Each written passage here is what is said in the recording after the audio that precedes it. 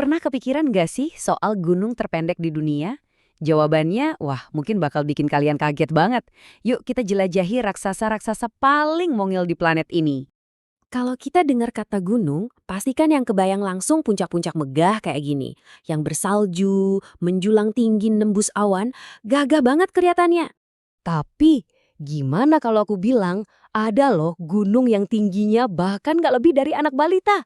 Betul, 60 cm. Gila kan? Kedengarannya mustahil banget. Nah, untuk ngerti gimana ini bisa terjadi, kita perlu pertanyain dulu. Apa sih yang sebenarnya bikin sesuatu itu disebut gunung? Jadi gini, ternyata nggak ada aturan universal yang kaku buat mendefinisikan gunung.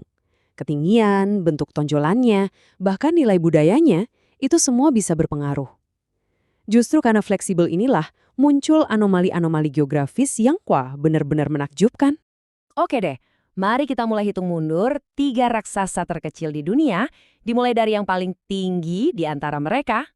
Jangan sampai tertipu sama ukurannya ya. Beberapa mungkin kelihatan cuma kayak gundukan tanah, tapi masing-masing punya status resmi dan cerita uniknya sendiri.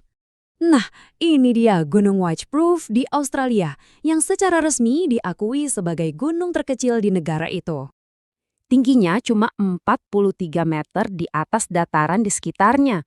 Pendek banget untuk ukuran gunung. Tapi ceritanya makin seru.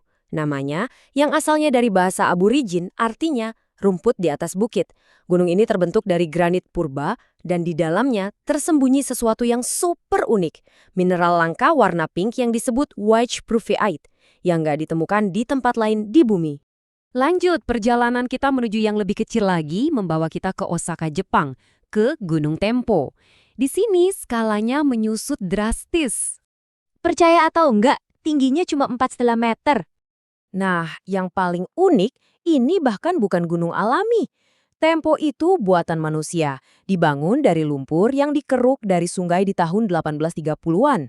Dan kalau kalian berhasil mendaki sampai puncak, kalian bakal dapat sertifikat resmi buat buktiin. Dan sekarang waktunya untuk sang juara. Gunung terkecil di dunia yang tak terbantahkan. Kenalin, Gunung Jingshan di Shandong, Tiongkok. Dan ya, mata kalian nggak salah lihat.